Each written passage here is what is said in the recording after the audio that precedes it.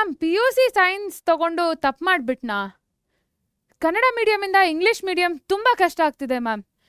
ಪ್ರತಿ ದಿವಸ ಕ್ಲಾಸಲ್ಲಿ ಏನು ಹೇಳ್ತಾ ಇದ್ದಾರೋ ಅರ್ಥನೇ ಆಗ್ತಾ ಇಲ್ಲ ಮ್ಯಾಮ್.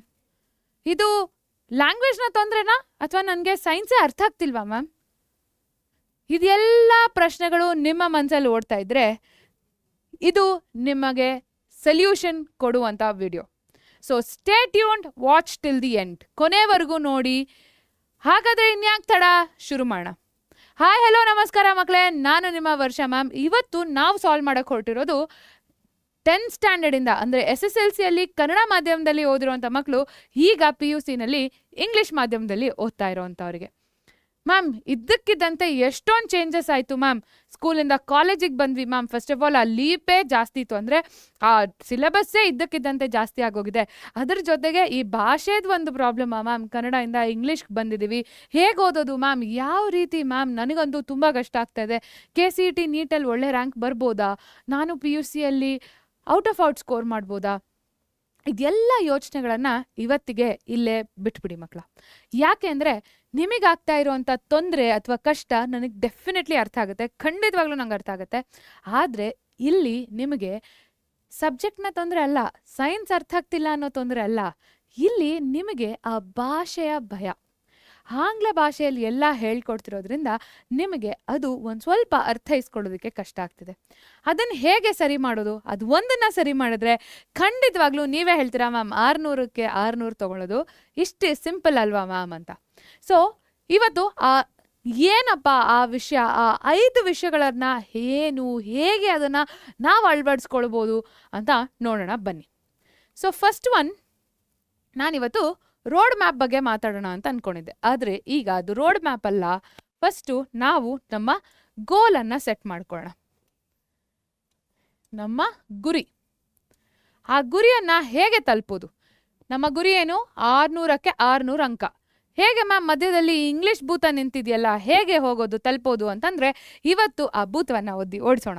ಹೇಗೆ ಅನ್ನೋದನ್ನ ನೋಡೋಣ ಬನ್ನಿ. ಸೊ ಇವತ್ತು ನಾವು ಮಾತಾಡ್ತಿರೋದು ನಮ್ಮ ರೋಡ್ ಮ್ಯಾಪ್, PUC, KCET ಹಾಗೂ ನೀಟ್ ಸಕ್ಸಸ್ ನಮ್ಮ ಕನ್ನಡ ಮಾಧ್ಯಮದ ಮಕ್ಕಳಿಗೋಸ್ಕರ.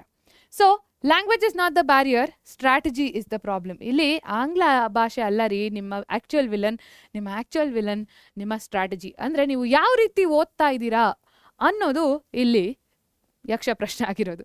ಅದನ್ನು ಹೇಗೆ ಮಾಡಬೇಕು ಅನ್ನೋದನ್ನು ಪಟಾಪಟ್ ಅಂತ ನೋಡ್ಕೊಂಬರೋಣ ಬನ್ನಿ. ಸೊ ಫಸ್ಟ್ ಪ್ರಾಮಾಣಿಕವಾಗಿ ನನಗೆ ಹೇಳಿ, ಈ ಇಷ್ಟರಲ್ಲಿ ಯಾವುದು ನಿಮ್ಮ ಪ್ರಾಬ್ಲಮ್ ಅಂತ. ಸೊ ಫಸ್ಟ್ ಏನು, ನಾನು ಹೇಳ್ಬೇಕು ಅಂದ್ಕೊಂಡಿರೋದನ್ನು ಅಳಿಸ್ಬಿಡ್ತೀನಿ. ಫಸ್ಟ್ ಏನು ಮ್ಯಾಮ್, ಕಾನ್ಸೆಪ್ಟೇ ಅರ್ಥ ಆಗ್ತಾ ಇಲ್ಲ ಮ್ಯಾಮ್, ಇಂಗ್ಲೀಷ್ ಪದಗಳು ಅರ್ಥ ಆಗ್ತಾ ಇಲ್ಲ ಮ್ಯಾಮ್. ಭಾಳಷ್ಟು ಕಾಮೆಂಟ್ಸ್ ನಾನು ನೋಡಿದ್ದೀನಿ ನನ್ನ ವಿಡಿಯೋಗಳಲ್ಲೇ. ಮ್ಯಾಮ್ ಒಂದ್ಸಲ ಕನ್ನಡದಲ್ಲಿ ಹೇಳಿ ಮ್ಯಾಮ್, ಇನ್ನೊಂದು ಸ್ವಲ್ಪ ಕನ್ನಡದಲ್ಲಿ ಹೇಳಿ ಮ್ಯಾಮ್ ಅಂತ. NCERT ಓದೋದು ಮ್ಯಾಮ್, ಏನು ಮ್ಯಾಮ್ ಆಂಗ್ಲ ಭಾಷೆ ಪುಸ್ತಕನೇ ತೊಗೊಂಡು ಬಂದು ಕೈ ಕೊಟ್ಬಿಟ್ಟಿದ್ದೀರಾ, ಇದು ಬಿಟ್ಟರೆ ಬೇರೆ ಪುಸ್ತಕ ಬೇಡ ಅಂತೀರಾ, ಹೇಗೆ ಓದೋದು ಇದನ್ನು? ಅಥವಾ ಕಾನ್ಫಿಡೆನ್ಸ್ ಮ್ಯಾಮ್, ನನಗೆ ಕಾನ್ಫಿಡೆನ್ಸೇ ಬರ್ತಿಲ್ಲ ಮ್ಯಾಮ್, ಕ್ಲಾಸಲ್ಲಿ ಕೂತ್ರು ನಂಗೆ ತುಂಬ ಟೆನ್ಷನ್ ಆಗ್ತಾ ಇದೆ, ಆಗತ್ತೋ ಇಲ್ವೋ ಅಂತ ಅನಿಸ್ತಾ ಇದೆ, PU ಸೈನ್ಸ್ ಬೇಕಾ ಅನಿಸ್ತಾ ಇದೆ, ಆ ಸಿಚುವೇಶನಲ್ಲಿದೆ ಅಂತ ಯಾರ್ಯಾರಿಗೆ ಅನಿಸ್ತಾ ಇದೆ ಬೇಗ ಕಾಮೆಂಟ್ ಮಾಡಿ ತಿಳಿಸಿ. ಆಗ ನನಗೆ ಅರ್ಥ ಆಗುತ್ತೆ ನಿಮಗೆ ಆ್ಯಕ್ಚುಯಲ್ ಪ್ರಾಬ್ಲಮ್ ಎಲ್ಲಾಗ್ತಿದೆ ಅಂತ. ಸೊ ಬೇಗ ತಿಳಿಸಿ. ನನ್ನ ಅನಿಸಿಕೆ ಕೂಡ ಕೆಲವೊಮ್ಮೆ ತಪ್ಪಾಗಿರ್ಬೋದು, ಆದರೆ ಭಾಳಷ್ಟು ವಿದ್ಯಾರ್ಥಿಗಳೊತ್ತಿಗೆ ಮಾತಾಡಿ ನನಗೆ ಅರ್ಥ ಆಗಿರುವಂಥದ್ದನ್ನು ನಾನಿವತ್ತು ನಿಮ್ಮ ಮುಂದೆ ತಂದಿಡ್ತೀನಿ. ಇಲ್ಲ ಮ್ಯಾಮ್ ಇದೆಲ್ಲ ನಮ್ಮ ಪ್ರಾಬ್ಲಮ್, ಇನ್ನೂ ಬೇರೆ ಇದೆ ಅಂತಂದರೆ ಅದನ್ನು ಕೂಡ ಕಾಮೆಂಟ್ ಮಾಡಿ. ದಯವಿಟ್ಟು ನಾನು ನಿಮಗೆ ಸಪೋರ್ಟ್ ಮಾಡೋದಕ್ಕೆ, ನಾನಂದರೆ ನಮ್ಮ ಎಲ್ಲ ಪರೀಕ್ಷೆ ತಂದ ನಿಮಗೆ ಸಪೋರ್ಟ್ ಮಾಡೋದಕ್ಕೆ ನಿಮಗೋಸ್ಕರ ಅಂತ ವೀಡಿಯೋಸನ್ನು ತೊಗೊಂಡು ಬರ್ತಾರೆ. ಸೊ ಈಗ ಫಸ್ಟ್ ಏನು ಮಾಡೋಣ, ಕಾನ್ಸೆಪ್ಟ್ ಅರ್ಥ ಆಗ್ತಾ ಇಲ್ಲ, ಸಿಂಪಲ್ ಸೊಲ್ಯೂಷನ್, 1 ಶಾರ್ಟ್ ವಿಡಿಯೋಗಳನ್ನು ನೋಡ್ತಾ ಹೋಗಿ. ಮ್ಯಾಮ್ ಏನು ಮ್ಯಾಮ್ ಇದು ಈ 1 ಶಾರ್ಟ್ ವಿಡಿಯೋ ಅಂತಂದರೆ, ಟೀಚರ್ಸ್ ನಿಮಗೆ 3ರಿಂದ ಲೆಚ್ಚೆ ಒಂದು ಅಂದಾಜು ಸಹಜವಾಗಿ ಫಸ್ಟ್ ಚಾಪ್ಟರ್ ಅಂದರೆ ಮೊದಲನೇ ಚಾಪ್ಟರನ್ನು ಒಂದು 3-4 ವಾರ ಮಾಡಿರ್ತಾರೆ. ಯಾಕೆ? ನಿಧಾನವಾಗಿ ಒಂದು ಸ್ವಲ್ಪ ನಿಮಗೆ ಈಸಿ ಆಗಲಿ ಅಂತ. ಕೆಲವೊಮ್ಮೆ ಫಾಸ್ಟಾಗೂ ಮಾಡಿರ್ತಾರೆ ಬೇಗ, ಯಾಕೆಂದರೆ ಯೂನಿಟ್ ಟೆಸ್ಟ್ ಬಂದ್ಬಿಡತ್ತೆ, ಸಿಲೆಬಸ್ ಮುಗಿಸ್ಬೇಕು ಅಂತ. ಆದರೂ ಸಾಧಾರಣ ಸ್ವಲ್ಪ ನಿಧಾನವಾಗಿ ಮಾಡಿರ್ತಾರೆ, ಒಂದು 4-5 ಕ್ಲಾಸಲ್ಲಿ ಮಾಡಿರ್ತಾರೆ. ಆದರೆ ಈ 1 ಶಾರ್ಟ್ ವಿಡಿಯೋಗಳಲ್ಲಿ ಕೇವಲ 2ರಿಂದ 3 ಅವರ್ ಅಥವಾ ಮ್ಯಾಕ್ಸಿಮಮ್ 3.5 ಗಂಟೆ ಅಲ್ಲಿ ನಿಮಗೆ ಒಂದು ಇಡೀ ಚಾಪ್ಟರನ್ನು ಎಕ್ಸ್ಪ್ಲೇನ್ ಮಾಡಿರ್ತೀವಿ, ಅದು ಕನ್ನಡದಲ್ಲಿ. ಕರೆಕ್ಟಾ? ಸೊ ಅದನ್ನು ನೋಡಿದರೆ ನಿಮಗೆ ಈ ಅಂಡರ್ಸ್ಟ್ಯಾಂಡಿಂಗ್ ಕಾನ್ಸೆಪ್ಟ್ನ ಪ್ರಾಬ್ಲಮ್ ಕ್ಲಿಯರ್ ಆಗಿಬಿಡುತ್ತೆ. ಮ್ಯಾಮ್ ಎಲ್ಲಿ ಸಿಗತ್ತೆ ಇದು? ನಮ್ಮ ಪರೀಕ್ಷೆ ಚಾನಲಲ್ಲಿ. ಏನದು? PUC ಎಟ್ ಪರೀಕ್ಷೆ ಸೈನ್ಸ್ ಯೂಟ್ಯೂಬ್ ಚಾನಲ್ನಲ್ಲಿ ಈ ಇಡೀ ಸಿಲೆಬಸ್ ಅಂದರೆ ಫಸ್ಟ್ PUCನ ಎಲ್ಲ ಚಾಪ್ಟರ್ಸು, ಸೆಕೆಂಡ್ PUCನ ಎಲ್ಲ ಚಾಪ್ಟರ್ಸ್ನ ಒನ್ ಶಾರ್ಟ್ ವಿಡಿಯೋಗಳು ಅಲ್ಲೇ ಇದೆ. ನೆಕ್ಸ್ಟ್ ಬರೋವಂಥ ತೊಂದರೆ ಈ ಇಂಗ್ಲೀಷ್ ವರ್ಡ್ಸ್. ಇದನ್ನು ಹೇಗೆ ಸಾಲ್ವ್ ಮಾಡೋದು, NCERTನ ಹೇಗೆ ಓದೋದು, ಇದೆರಡನ್ನ ಸಾಲ್ವ್ ಮಾಡಿಕೊಂಡ್ರೆ ಈ ಮೂರೂ ನಿಮಗೆ ಕರೆಕ್ಟಾಗಿ ನಡೀತಾ ಇದೆ ಅಂತಂದರೆ ಕಾನ್ಫಿಡೆನ್ಸ್ ಅಂದರೆ ನಿಮ್ಮ ಮೇಲಿರುವಂಥ ನಂಬಿಕೆ, ನಿಮಗಿರುವಂಥ ನಂಬಿಕೆ ಖಂಡಿತವಾಗ್ಲೂ ದುಪ್ಪಟ್ಟು ಜಾಸ್ತಿ ಆಗುತ್ತೆ ಅಥವಾ 100 ಪಟ್ಟು ಜಾಸ್ತಿ ಆಗುತ್ತೆ. ಹೇಗೆ ಇದನ್ನು ಮಾಡೋದು ಅಂತ ತಿಳ್ಕೊಳ್ಳೋಣ ಬನ್ನಿ. ಅದಕ್ಕೂ ಮುಂಚೆ ಇಲ್ಲಿ ಒಂದು ತೊಂದರೆನ ನಾವು ಅಡ್ರೆಸ್ ಮಾಡಬೇಕು. ಏನದು? ಮ್ಯಾಮ್ ಫಿಸಿಕ್ಸ್ ಅಂದರೆ ಅದು ಇಂಗ್ಲೀಷ್ ಮ್ಯಾಮ್, ಬಯಾಲಜಿ ಅದು ಇಂಗ್ಲೀಷ್ ಮ್ಯಾಮ್, ಅದಕ್ಕೆ ನಂಗೆ ಅರ್ಥ ಆಗ್ತಿಲ್ಲ ಮ್ಯಾಮ್, ಕೆಮಿಸ್ಟ್ರಿ ಅದು ಇಂಗ್ಲೀಷ್. ಫಸ್ಟು ಅದನ್ನು ತಲೆಯಿಂದ ತೆಗೆದು ಬಿಸಾಕಿ. ಅದು ಇಂಗ್ಲೀಷ್ ಅಲ್ಲ, ಅದು ನಿಮ್ಮ ಸಬ್ಜೆಕ್ಟ್ಸ್, ನಿಮ್ಮ ಸೈನ್ಸ್ ಸಬ್ಜೆಕ್ಟ್ಸ್. ಅದನ್ನು ಆಂಗ್ಲ ಭಾಷೆಯ ಮೂಲಕ ನಿಮಗೆ ಹೇಳ್ಕೊಡ್ತಾ ಇದ್ದಾರೆ, ಅದು ಆಂಗ್ಲ ಭಾಷೆ ಅಲ್ಲ. ಅರ್ಥ ಆಯ್ತಾ? ಸೊ ಸೈನ್ಸ್ನ ಅರ್ಥ ಮಾಡ್ಕೊಳ್ಳೋದು ನೀವು ತುಂಬ ಇಂಪಾರ್ಟೆಂಟ್ ಆಗತ್ತೆ. ಸೊ ಫಸ್ಟ್ ಏನು, ಇದನ್ನು ನೀವು ಏನು ಮಾಡಬೇಕು, ಫಸ್ಟು ತಲೆಯಿಂದ ತೆಗೆದು ಹಾಕಬೇಕು. ಏನಂತ? ಆಂಗ್ಲ ಭಾಷೆ ಅಂತ. ಅದು ಫಸ್ಟು ನಿಮ್ಮ ಸೈನ್ಸ್ ಸಬ್ಜೆಕ್ಟ್. ನಿಮ್ಗೆ ಫಿಸಿಕ್ಸ್ ಅರ್ಥ ಆಗ್ತಾ ಇದೆಯಾ, ಬಯಾಲಜಿ ಅರ್ಥ ಆಗ್ತಾ ಇದೆಯಾ, ಕೆಮಿಸ್ಟ್ರಿ ಅರ್ಥ ಆಗ್ತಾ ಇದೆಯಾ, ಮ್ಯಾಥ್ಸ್ ಅರ್ಥ ಆಗ್ತಾ ಇದೆಯಾ, ಅದನ್ನು ನೀವು ನೋಡಬೇಕು. ಇಂಗ್ಲೀಷ್ ಅರ್ಥ ಆಗ್ತಾ ಇದೆಯಾ ಇಲ್ವಾ ಅಂತಲ್ಲ. ಹಂಗಂತೀರ ಮ್ಯಾಮ್ ಎಲ್ಲ ಆಂಗ್ಲ ಭಾಷೆಯಲ್ಲೇ ಹೇಳ್ಕೊಟ್ರೆ ಹೆಂಗೆ ಮ್ಯಾಮ್ ಕಲಿಯೋದು ಅಂತಂದರೆ, first one let us see before going there ಒಂದು ಇಂಪಾರ್ಟೆಂಟ್ ವಿಷಯ ನಾನು ಹೇಳಬೇಕು. ಕನ್ನಡ ಮೀಡಿಯಂ ಸ್ಟೂಡೆಂಟ್ಸ್ಗೆ ಎಲ್ಲ ಆಗುತ್ತಾ ಅಂತ ನೀವು ಯೋಚನೆ ಮಾಡ್ತಾ ಇದ್ರೆ ಖಂಡಿತವಾಗ್ಲೂ ಆಗತ್ತೆ. ನನ್ನನ್ನು ನಂಬಿ, ಪರೀಕ್ಷೆಯನ್ನು ನಂಬಿ ಸ್ವಲ್ಪ ಜಾಸ್ತಿ ಕಷ್ಟಪಡಬೇಕಾಗತ್ತೆ. ನಮ್ಮ ಇಂಗ್ಲೀಷ್ ಮೀಡಿಯಂ ಮಕ್ಕಳಿಗಿಂತ ಒಂಚೂರು ಜಾಸ್ತಿ ಕಷ್ಟಪಡಬೇಕಾಗತ್ತೆ. ಆದರೆ ಖಂಡಿತವಾಗ್ಲೂ ಇದು ಮೂರೂ ಸಾಧ್ಯ. KCET NEET rank, board exams course, ಹಾಗೆ ಫುಲ್ ಮಾರ್ಕ್ಸ್. ಹಾಗಂತ ಒಂದೇ ದಿವಸ ಎಲ್ಲ ತಲೆ ಮೇಲೆ ಹೊತ್ತು ಕೂತ್ಕೋಬೇಡಿ, ನಿಧಾನವಾಗಿ ಮಾಡ್ತಾ ಹೋಗಿ. ಏನು ಮಾಡಬೇಕು ಅಂತ ನಾನೀಗ ಹೇಳ್ತೀನಿ. ಫಸ್ಟ್ ಸ್ಟೆಪ್ ಏನದು? ಫಸ್ಟ್ ಸ್ಟೆಪ್ಪು ಅದಕ್ಕೆ ಮುಂಚೆ ಯಾವಾಗಲೂ ನೆನ್ಪಿಟ್ಕೊಳ್ಳಿ, SSLC ಆಗಿದ ತಕ್ಷಣ ನೀಟ್ ಬಗ್ಗೆ ಯೋಚನೆ ಮಾಡಬೇಡಿ, ಆಯಿತಾ? ಫಸ್ಟು ನೀವು ಫಸ್ಟ್ PUC ಅಂದರೆ ಬೋರ್ಡ್ ಎಕ್ಸಾಮ್ಗೆ ಹೇಗೆ ತಯಾರಿ ನಡೆಸೋದು ಅನ್ನೋದ್ರ ಬಗ್ಗೆ ಯೋಚನೆ ಮಾಡಿ. ಅಲ್ಲಿ ಒಂದು ಸ್ವಲ್ಪ ನಿಮಗೆ ಯಶಸ್ಸು ಕಾಣ್ತಾ ಇದೆ ಅಂತಂದಾಗ ಮುಂದೆ KCET ಹಾಗೂ ನೀಟ್ನ ತಯಾರಿಯನ್ನು ಶುರು ಮಾಡಿ. ಪರವಾಗಿಲ್ಲ, 1-2 ತಿಂಗಳು ತೊಂದರೆ ಇಲ್ಲ. ಬರೀ ಬೋರ್ಡ್ ಎಕ್ಸಾಮ್ಗೆ ಪ್ರಿಪೇರ್ ಮಾಡಿ, ಕಳ್ಕೊಳ್ಳೋದು ಏನೂ ಇಲ್ಲ, ತೊಂದರೆ ಇಲ್ಲ. ಆಮೇಲೆ ನಿಮ್ಮ ಕಾಂಪಿಟೇಟಿವ್ ಎಕ್ಸಾಮ್ ಅಂದರೆ KCET ಹಾಗೂ ನೀಟ್ನ ತಯಾರಿ ಇನ್ನೂ ದುಪ್ಪಟ್ಟು ಜೋಶಲ್ಲಿ ನೀವೇ ಮಾಡ್ತೀರಾ. ಈಗಲೇ ನೀವು ಅದ್ರ ತಯಾರಿ ಶುರು ಮಾಡ್ತಾ ಹೋದರೆ ನಿಮಗೆ ಭಾಳಷ್ಟು ಟೆನ್ಷನ್ ಆಗಿಬಿಡುತ್ತೆ. ಇಲ್ಲ ಮ್ಯಾಮ್, ನನಗೆ ಸಪೋರ್ಟ್ ಬೇಕು, ನಾನು ಖಂಡಿತವಾಗ್ಲೂ ಶುರು ಮಾಡ್ತೀನಿ ಈ ತಯಾರಿಯನ್ನು ಅಂತಂದರೆ ಇಲ್ಲಿ ನಿಮಗೆ ನಾವು ಸಹ ಮಾಡ್ತಾ ಇದ್ದೀವಿ ಮಕ್ಕಳ ಅಂತಂದರೆ ನಮ್ಮ ಸಪೋರ್ಟ್ ನಿಮಗೆ ಖಂಡಿತವಾಗ್ಲೂ ಇರುತ್ತೆ. ನಮ್ಮ ವಿಜೇತ ಹಾಗೂ ಆರಂಭ KCET ಅಥವಾ ನೀಟ್ ಇಂಟಿಗ್ರೇಟೆಡ್ ಬ್ಯಾಚಸ್ನ ನೀವು ಸೇರ್ಪಡೆ ಆಗ್ಬೋದು. ಫಸ್ಟ್ ಒನ್ ಆರಂಭ KCET ಇಂಟಿಗ್ರೇಟೆಡ್ ಬ್ಯಾಚ್. ಇದರಲ್ಲಿ ನಾವು ಪ್ರತಿ ದಿವಸ ನಿಮಗೆ ಲೈವ್ ಕ್ಲಾಸಸಲ್ಲಿ ಹೇಳ್ಕೊಡ್ತೀವಿ, ಕನ್ನಡದಲ್ಲಿ ಹೇಳ್ಕೊಡ್ತೀವಿ. ನಿಮಗೆ ನೋಟ್ಸ್ ಇರುತ್ತೆ, ಡೈಲಿ ಪ್ರಾಕ್ಟೀಸ್ ಕ್ವೆಶನ್ಸ್ ಇರುತ್ತೆ, ನೀವು ಅಲ್ಲೇ MCQಸನ್ನು ಸಾಲ್ವ್ ಮಾಡ್ತೀರಾ. ಸೊ ವೆರಿ ನೈಸ್ಲಿ ಈಸಿಯಾಗಿ ನಿಮ್ಮ ತಯಾರಿ ನಡೀತಾ ಇರುತ್ತೆ.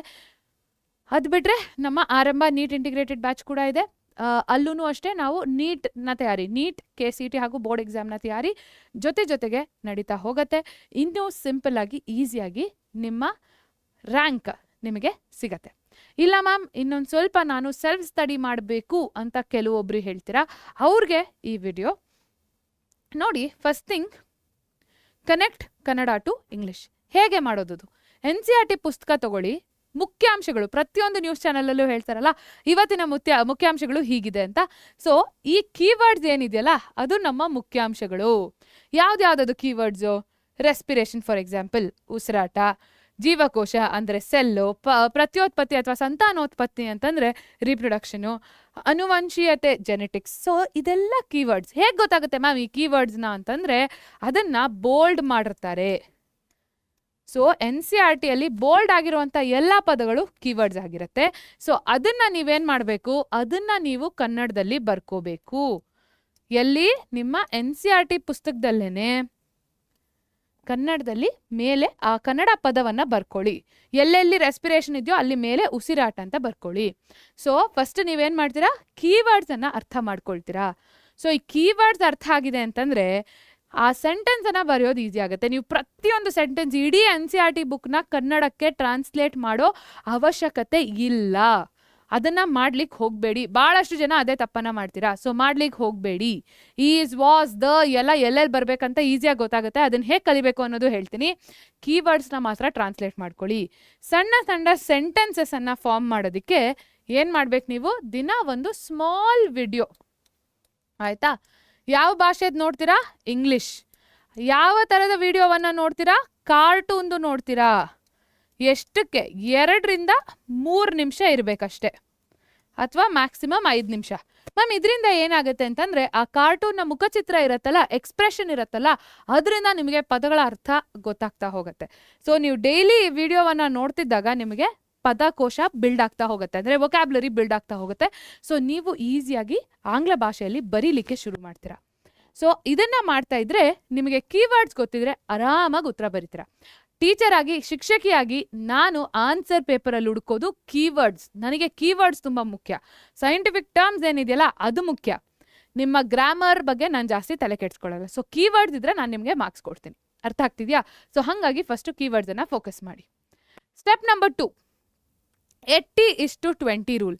ಏನಪ್ಪ ಇದು 80:20 ರೂಲ್ ಅಂತಂದರೆ, ಈ 20% ಕೀವರ್ಡ್ಸ್ನ ನೀವು ಅರ್ಥ ಮಾಡಿಕೊಂಡ್ರೆ ನಿಮ್ಮ 80% ಅಂಡರ್ಸ್ಟ್ಯಾಂಡಿಂಗ್ ಆದಂಗೆ.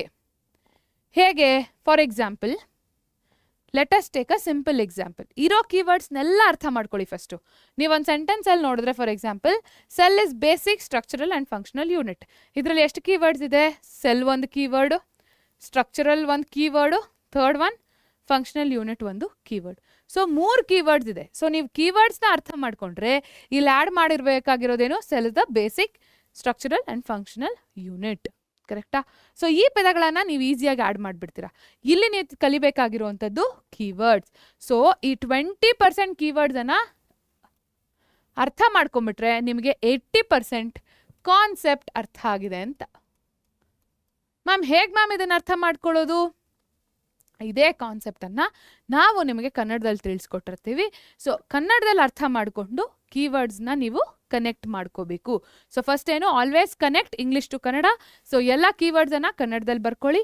ಸೊ ಕೀವರ್ಡ್ಸನ್ನು ಕಲ್ತ್ರೆ ನಿಮ್ಮ 80%ರಷ್ಟು ಕಾನ್ಸೆಪ್ಷುಯಲ್ ಅಂಡರ್ಸ್ಟ್ಯಾಂಡಿಂಗ್ ಅಲ್ಲೇ ಮುಗ್ದಿರುತ್ತೆ. ಸೊ ನಿಮ್ಗೆ ಆ ಕಾನ್ಸೆಪ್ಟ್, ರೆಸ್ಪಿರೇಷನ್, ಉಸಿರಾಟ ಅಂದರೆ ಏನು ಅಂತ ಅರ್ಥ ಆಗಿಬಿಟ್ರೆ ಅದನ್ನು ಬರೆಯೋದು ಹೇಗೆ ಅನ್ನೋದು ಆಮೇಲೆ ಯೋಚನೆ ಮಾಡಬೇಕಾಗಿರುವಂಥ ವಿಷಯ. ಫಸ್ಟು ಅರ್ಥ ಮಾಡ್ಕೋಬೇಕು. ಅರ್ಥ ಮಾಡ್ಕೊಂಡ್ರೆ ನಿಮಗೆ ಕಾನ್ಫಿಡೆನ್ಸ್ ಜಾಸ್ತಿ ಆಗುತ್ತೆ. ಸೊ ಹೇಗೆ ಅರ್ಥ ಮಾಡ್ಕೋತೀರಾ? ಕೀವರ್ಡ್ಸ್ನ ಟ್ರಾನ್ಸ್ಲೇಟ್ ಮಾಡಿಕೊಂಡು ಫಸ್ಟು ನೀವು ಆ ಕಾನ್ಸೆಪ್ಟನ್ನು ಅರ್ಥ ಮಾಡ್ಕೊಳ್ತೀರಾ. ಅದಾದ ನಂತರ ನೆಕ್ಸ್ಟ್ ಸ್ಟೆಪ್ ಏನು? Step 3, bilingual notes. ಏನಿದು ಬೈಲಿಂಗ್ವಲ್ ನೋಟ್ಸ್ ಅಂತಂದರೆ ಕನ್ನಡ ಪ್ಲಸ್ ಇಂಗ್ಲಿಷ್. ಇದಕ್ಕೆ ಬೆಸ್ಟ್ ಎಕ್ಸಾಂಪಲ್ ಏನು? ನಿಮ್ಮ ಆದರ್ಶ್ ಸರ್ PPT ಅಥವಾ ಹರ್ಷಿತಾ ಮ್ಯಾಮ್ PPT ನೋಡಿರ್ತೀರಾ. ಅವರು ಇಂಗ್ಲೀಷಲ್ಲಿ ಒಂದು ಸೆಂಟೆನ್ಸ್ ಬರೆದಿರ್ತಾರೆ, ಕೆಳಗಡೆ ಕನ್ನಡದಲ್ಲಿ ಆ ಪದಗಳನ್ನು ಬರೆದಿರ್ತಾರೆ. ಇಡೀ ಸೆಂಟೆನ್ಸ್ ಬರೆಯೋ ಅವಶ್ಯಕತೆ ಇಲ್ಲ.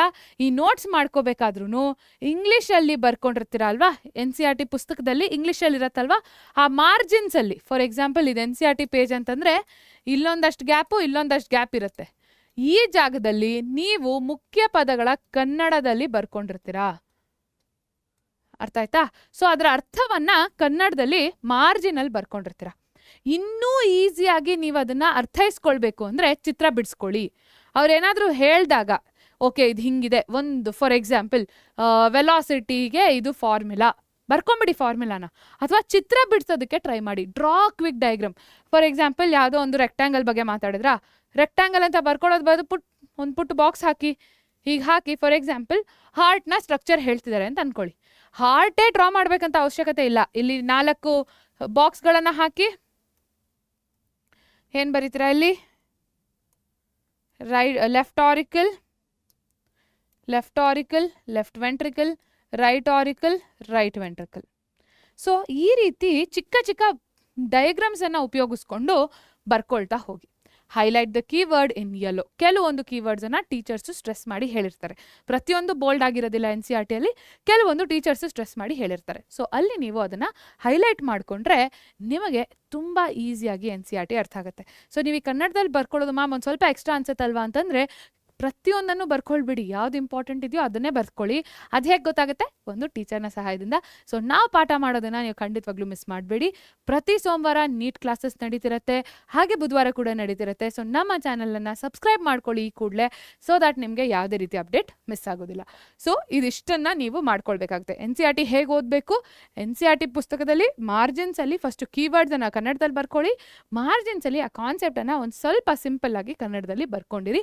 ಅರ್ಥ ಆಗಿಲ್ಲ ಅನ್ನೋದನ್ನು, ಅರ್ಥ ಆಗಿದ್ರೆ ಈಸಿಯಾಗಿ ಅಲ್ಲೇ ಅದನ್ನು ನೀವು ಆಂಗ್ಲ ಭಾಷೆಯಲ್ಲಿ ಉಳಿಸ್ಕೊಳ್ಳಿ. ಅರ್ಥ ಆಯ್ತಾ? ಇನ್ನೂ ಇಂಪಾರ್ಟೆಂಟ್ ಆಗಿ ಡಯಾಗ್ರಾಮ್ಗಳನ್ನು, ಚಿಕ್ಕ ಚಿಕ್ಕ ಡಯಾಗ್ರಾಮ್, ನಿಮಗೆ ಅರ್ಥ ಆಗೋ ರೀತಿ ಇರುವಂಥ ಡಯಾಗ್ರಾಮ್ಸನ್ನು ಬರ್ಕೊಳ್ತಾ ಹೋಗಿ. ಆಯಿತಾ? ಸೊ ಇದು ನಿಮಗೆ ಒಂದು ಒಳ್ಳೆ ನೀಟಾಗಿ ಚೆನ್ನಾಗಿ ನೆನಪಿರಬೇಕು. ಆ ರೀತಿ ಒಂದು ಡಯಾಗ್ರಾಮನ್ನು ಮಾಡ್ಕೊಳ್ಳಿ, ಚಿತ್ರವನ್ನು ಬಿಡಿಸ್ಕೊಳ್ಳಿ. How to read NCERT. ಒಂದೊಂದು NCERT ಓದೋದು ಒಂದು ಕಲೆ, ಆಯಿತಾ? ಅದನ್ನು ಪೂರ್ತಿ ಒಂದೇ ಸಮ ಹಾಕ್ಕೊಂಡು ಓದೋದಲ್ಲ. ಸಿಂಪಲ್ ಆಗಿ ಯೋಚನೆ ಮಾಡಿ. ಫಸ್ಟ್ ಒಂದು ಪ್ಯಾರಾಗ್ರಾಫನ್ನು ಓದಿ, ಆಯಿತಾ?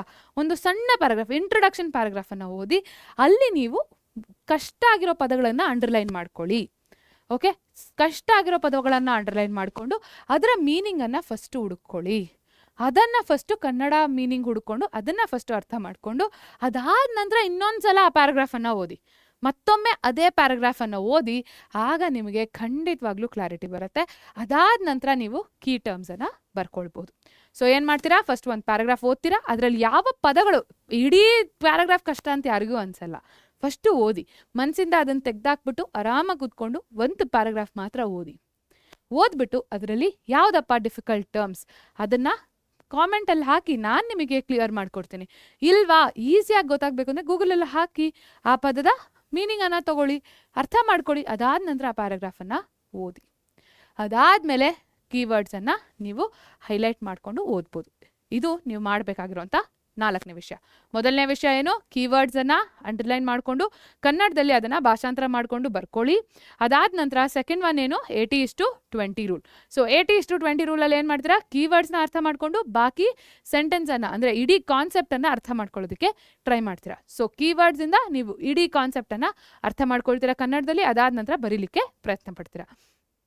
ನೆಕ್ಸ್ಟ್ ಒನ್ ಬಂದು ಬೈಲಿಂಗ್ವಲ್ ನೋಟ್ಸ್, ಅಥವಾ ಹೇಗೆ ಅದನ್ನು ಅರ್ಥ ಮಾಡ್ಕೊಳ್ತೀರಾ ಅಂತಂದರೆ NCERTಯಲ್ಲಿ ಕಂಪ್ಲೀಟ್ ಸೆಂಟೆನ್ಸನ್ನು ಟ್ರಾನ್ಸ್ಲೇಟ್ ಮಾಡೋ ಅವಶ್ಯಕತೆ ಇಲ್ಲ. ಮಾರ್ಜಿನ್ಸಲ್ಲಿ ಸಣ್ಣ ಸಣ್ಣ ಚಿತ್ರಗಳ ಮೂಲಕ ಅಥವಾ ಸಣ್ಣ ಸಣ್ಣ ಕನ್ನಡ ಸೆಂಟೆನ್ಸಸ್ನ ಮೂಲಕ ನೀವು ಅದನ್ನು ಸಮರಿಯನ್ನು ಬರ್ಕೊಳ್ಬೋದು. ಆಯಿತಾ? ಅದು ನಿಮ್ಮ ಬೈಲಿಂಗ್ವಲ್ ನೋಟ್ಸ್. ಫೋರ್ತ್ ಒನ್, NCERTಯನ್ನು ಓದೋ ರೀತಿ. ಒಂದೊಮ್ಮೆನೇ ಇಡೀ ಪೇಜ್ ಓದ್ಬಿಡ್ಬೇಡಿ, ಕಷ್ಟ ಅನಿಸುತ್ತೆ. ಒಂದೊಂದೇ ಪ್ಯಾರಾಗ್ರಾಫ್ ಒಂದೊಂದಷ್ಟನ್ನು ಮುರಿದು ಓದಿ. ಅದಾದ ನಂತರ ಅದನ್ನು ಕಷ್ಟ ಇರುವಂಥ ಪದಗಳನ್ನು ಹೈಲೈಟ್ ಮಾಡಿಕೊಂಡು ಅದರ ಅರ್ಥ ತಿಳ್ಕೊಂಡು ಅದಾದ ನಂತರ ಮತ್ತೊಮ್ಮೆ ಆ ಪ್ಯಾರಾಗ್ರಾಫ್ ಪೂರ್ತಿ ಅರ್ಥ ಆಗಿರಬೇಕು. ಅದಾದ ನಂತರ ಮಾತ್ರ you should go to the next paragraph. ಅರ್ಥ ಆಗ್ತಿದೆಯಾ? ಸೊ ಹೀಗೆ ಮಾಡ್ತಾ ಹೋದರೆ ನಿಮಗೆ ಈಸಿಯಾಗಿ NCERTಯನ್ನು ಓದೋ ಅಭ್ಯಾಸ ಆಗುತ್ತೆ.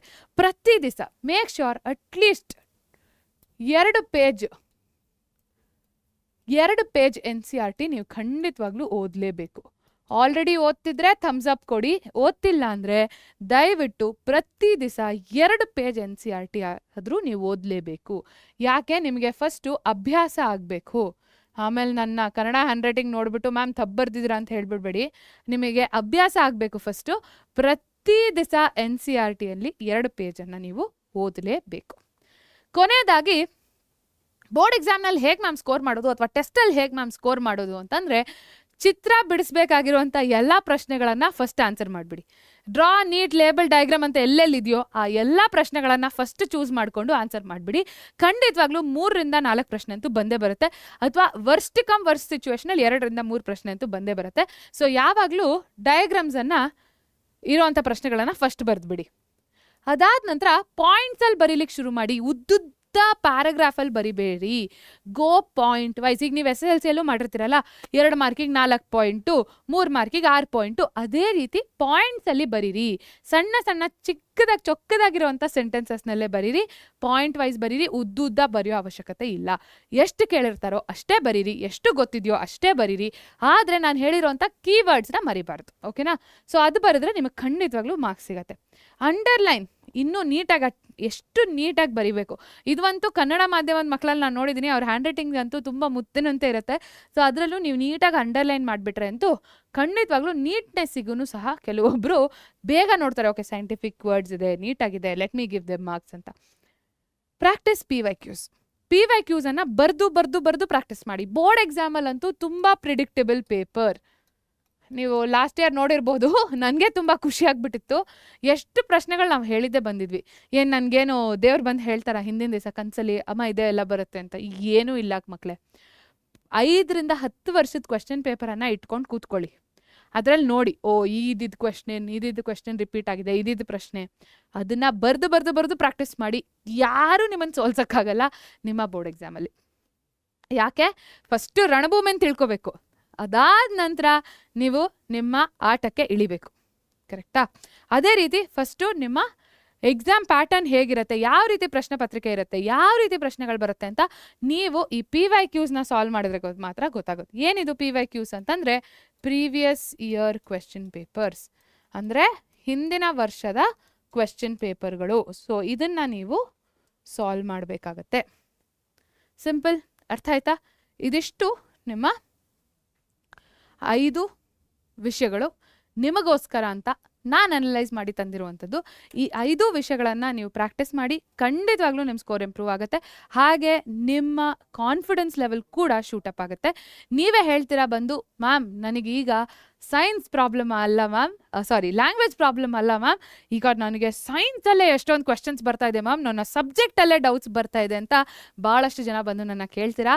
ಸೊ ಈ ರೀತಿ ನಿಮ್ಮ ತಯಾರಿಯನ್ನು ನೀವು ಮುಂಸಾಗಿಸ್ಬೋದು, ಇನ್ನೂ ಸೂಪರ್ ಆಗಿ ಮಾಡ್ಬೋದು.